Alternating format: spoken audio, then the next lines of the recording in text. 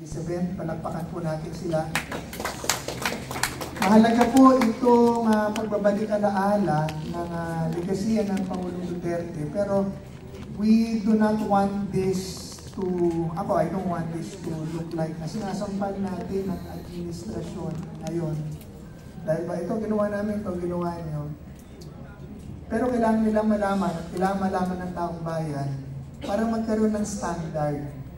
Dahil for that 6 years na administrasyon ng Pangulong Duterte, nakatikim ang Pilipino na pwede pala to at anong dapat. The Duterte administration, led by President Rodrigo Duterte, has set the standard and has given the goal for the Philippines. Ano ba ang pwede natin gawin para umayos ang Pilipinas? And for all the limitations, mga bagay na hindi ko natin natapos. Example, ang korupsyon, ang krimen at ang droga. Lagi naman po nandyan yan. Hindi po mawawala yan. Pero yung level ng kanilang presence, nababawasan po yan pag ang gobyerno ay tunay na nagtatrabaho na labanan ito. Yun po nakita natin sa administrasyon ng Paulo Duterte. Noon po, takot ang kriminal, takot ang korap, takot ang durugista sa gobyerno ni Duterte. Ngayon po, yung mga korap bumuo ng Quadcom para takutin ang lahat ng kalaban na nagbubunyag ng korupsyon. Dati ang takot yung korap, ngayon ang matapang na yung korap. Dati takot ang durugista. Nung isang buwan may pinatay ng PIDEA. At kung wala po tayong gobyerno na tatayo sa mga pinaglalabang ito, saan patatakbo ang tao? Ba't pa tayo nagtayo ng gobyerno? Ang Pangulong Duterte lang po sa kasaysayan ng bansa ang nagtayo ng asosasyon, ng institusyon o ng komisyon o ng opisina na lumaban sa gobyerno niya.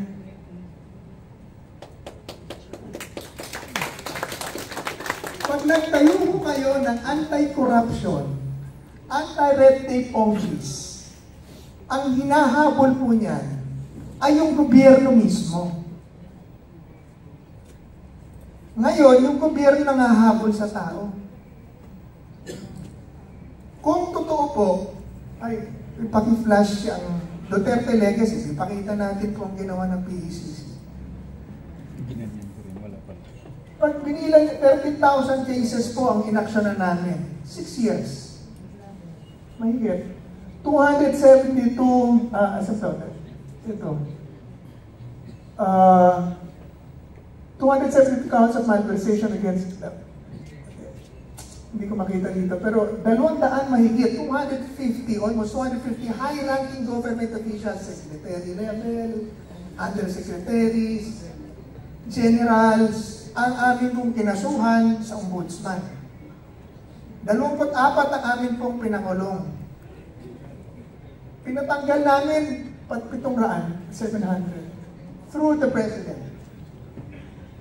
Ito po ay numbers na unmatched. Pag samasamahin niyo pa man po ang lahat ng anti-corruption efforts mula kay Presidente Aguinaldo papunta kay Presidente Bongbong Marcos.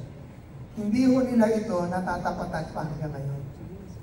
Ang PECC po ay napakaliit na opisina, napakaliit ng kapangyarihan, pero ang puso para lumaban sa korupsyon sa pangunguna ng Pangulong Duterte, buwis buhay po kami noon.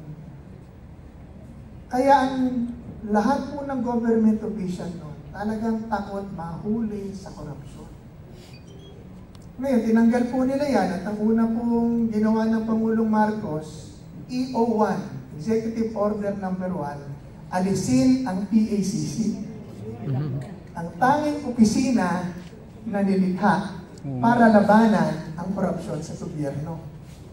3 years later, ngayon nakikita natin, lahat po ng mga programang inilagay ng Pangulong Duterte noon laban sa droga, korupsyon, red tape, kriminalidad, na kanilang inalis niya dahil or binago ang humahabol sa kanila ngayon. Ngayon, anong issue ngayon? Korupsyon na naman. Droga na naman. Kriminalidad na naman. Yan. Insurgency. Lahat ng balikan dati, sabi nga ni General Esperon, paubos na ang mga komunista. Ngayon, buhay na naman ang mga komunista. Sino ang nagpapa-impeach kay VP Sara? Komunista. Anak Pawis, anak bayan. Lahat ng anak. Anak ng... Bawal magmura. Sino ang nagpa-imbestiga kay Pangulong Duterte? Sino nagpatawag sa amin doon? Anak pa rin. Anak mo naman. Hindi ho ba? Lahat. Ngayon, buhay na naman po ang... mga anak. Yung Duterte Youth Party List, tinanggal, ang ipinasok, anak na naman. Oo. Anak ng titing. Ngayon, buhay na naman po ang komunista. Pangatlo, flood control projects.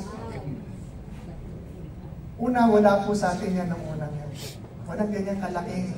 Lumalabas sa 1.2, 1.7, 1.9 trillion pesos na raw ang lumabas sa walang kwenta at puro maanumalya na ghost projects pa yung iba na flood control projects. 1.2 trillion, unheard of po yun.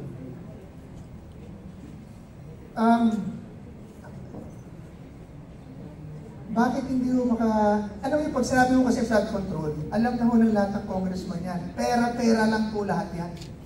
Ngayon, ang buong Pilipinas involved na sa investigasyon ng flood control. Pati Pangulong Marcos, Pangulo ng Pilipinas, nando na nag-check nung baha, flood control projects. Ang Senado nag-iimbestiga na ng proseso, ng kontrobersya. Ang Kongreso, ang taong bayan, ang all involved. Buong Pilipinas na po nag-iimbestiga ng flood control project. Nung may PACC lang ang gumagawa nun. And the rest can do what their job is. Meron tayong bill. Yung mga cabinet members noon, mga official, especially the cabinet members, because under direction po, direct direction po ni Presidente Duterte yan, can do positive things within their mandate. Secretary Art was doing build all the way. Secretary Lambino was doing economic development all the way in Cagayan. Kasi merong mga opisina na nagbabantay. Alam niyo po ito, walang biro ito. Tanungin niyo po ang customs. Pag dumating po kami doon noon, kalahati ng opisina umuwi sa takot. Walang biro po yan. Pag dumating ako doon, mahilig po kami sa PCC mag-alaga ng takot. Alam niyo, alaga ng takot? Yung tatakutin mo na tatakutin para hindi gumawa ng masama. So, laging inaalagaan mo sa takot. Ang DPWH, ganyan din po yan. Kung meron man po korupsyon noon, hindi ganito kalaki. Yan po ang puntos ko. Hindi po ganito kalaki. Tatlo lang po yan na isinulong ng Pangulong Duterte, kaya natin siya minahal, sinamahan, at nagustuhan. Labanan ng droga, labanan ng korupsyon, labanan ng krimen. Ngayon, sa nangyayari po ngayon, in one way, natutuwa ako kasi now they realize, their government realized na hey, we have to fight corruption. Ngayon, nakikita natin na ang Senado, ang Kongreso, nag-uumpugan. Senado lang naman talaga ang kamatch niyan. Ang Presidente, binubunyag. Pero hindi pa siya tumatawid sa kontraktor. Sa totoo lang po, yung kontraktor na yan po ang lowest mammal or the lowest in the totem pole. Utusan po nilang lahat yan. Pag sinabi nilang 10%, 10% bibigay niya. Pag sinabi nilang 50%, 50% ang bibigay niya.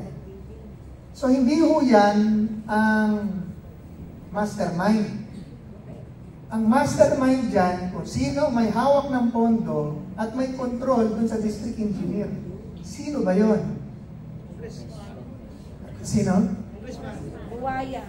Hindi nga, anong pwestong buhaya? Congressman.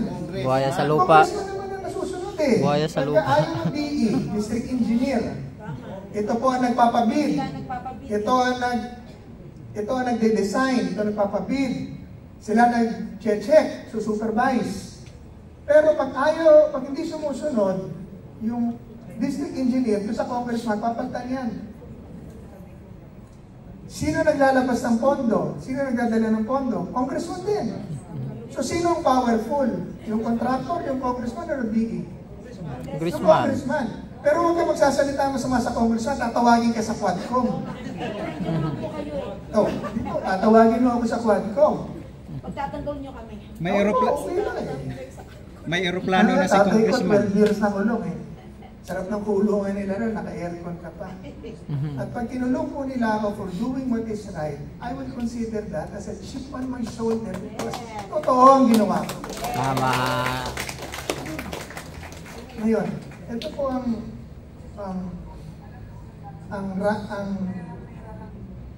problema natin. Kita nila, hindi ko alam if President Marcos o paano niya itatawid ito. I'm hoping to see, I'm watching eagerly paano niya itatawid ito sa mga congressman. Paano niya itatawid ito? Hindi ang contractor, hindi pa yung DPWH. Ako po ang isang aking proposal, mag-conduct na ng lifestyle check sa lahat ng opisyal ng DPWH at mga congressman na involved sa controversial flood control projects. Tama. Sana po ang Senado, since nag-blue hearing na po, Blue Ribbon Committee hearing na sila led by our good Senator Rodante Marcoleta, sana po ay pasuspina na niya at nila lahat ng salin nung mga congressman. O pag nagalit ang congressman sa akin dito, sabi ko, congressman. Ba't siya magagalit kung hindi naman sila congressman? Congressman nga eh. Kung pasumpinan nila lang congressman salin sa DPWH salin para makikita na natin kung gaano ba talaga ang in-increase ng yaman or din-increase ng yaman ng bawat isa.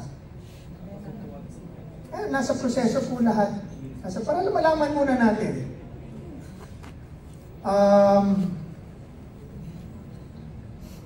Paano pa po? Lastly, ito na lang po ang gusto kong